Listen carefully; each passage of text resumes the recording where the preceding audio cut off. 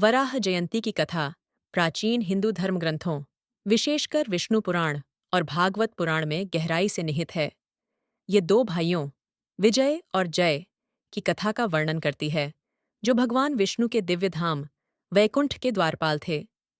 अपनी अटूट निष्ठा के लिए प्रसिद्ध, उन्होंने एक बार भगवान ब्रह्मा के मानस पुत्रों सनत कुमारों को प्रवेश देने से मना कर दिया था।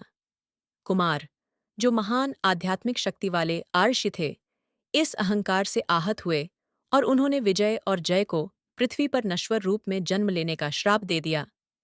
भगवान विष्णु ने स्थिति की गंभीरता को समझते हुए उन्हें बताया कि वे अपने अवतारों में उनके द्वारा मारे जाने के बाद श्राप से मुक्त हो जाएंगे और मोक्ष प्राप्त करेंगे।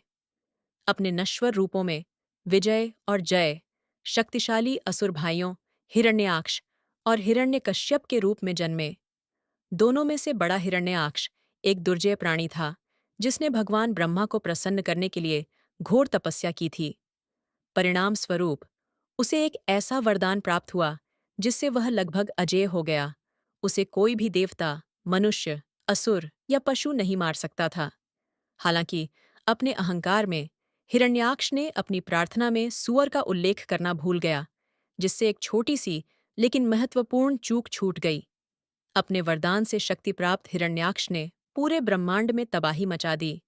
अंततः पृथ्वी को गहरे ब्रह्मांडीय महासागर में डुबो दिया, जिससे प्राकृतिक संतुलन बिगड़ गया और व्यापक अराजकता फैल गई। इस विपत्ति से असहाय देवताओं ने भगवान विष्णु से हस्तक्षेप की प्रार्थना की। प्रत्युत्तर में विष्णु ने पृथ्वी को बचाने और ब्रह्मांडीय व्यवस्था को पुनर्स्थापित करने के लिए अपार शक्ति और दिव्य शक्तियों से युक्त एक विशालकाय वराह के रूप में अवतार लिया। इसके बाद वराह और हिरण्याक्ष के बीच एक भयंकर और महायुद्ध हुआ, जो 1000 साल तक चला। हिरण्याक्ष अपनी अपार शक्ति के बावजूद अंततः भगवान वराह की दिव्य शक्ति और धर्म के प्रति अटूट प्रतिबद्धता के आगे कुछ भी नहीं कर सका। वराह ने उस राक्षस को परास्त किया, पृथ्वी को अपने दांतों पर उठाया और उसे ब्रह्मांड में उसके उचित स्थान पर सुरक्षित वापस ले गए। ईश्वरीय हस्तक्षेप के इस कृत्य ने न केवल ब्रह्मांड में संतुलन बहाल किया, बल्कि धर्म, नैतिक व्यवस्था के मूल सिद्धांतों की भी पुष्टि की।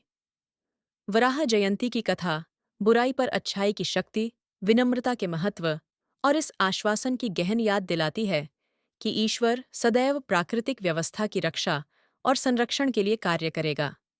भक्तों के लिए यह कथा ब्रह्मांड को नियंत्रित करने वाले ईश्वरीय न्याय में प्रेरणा और विश्वास का एक शाश्वत स्रोत है।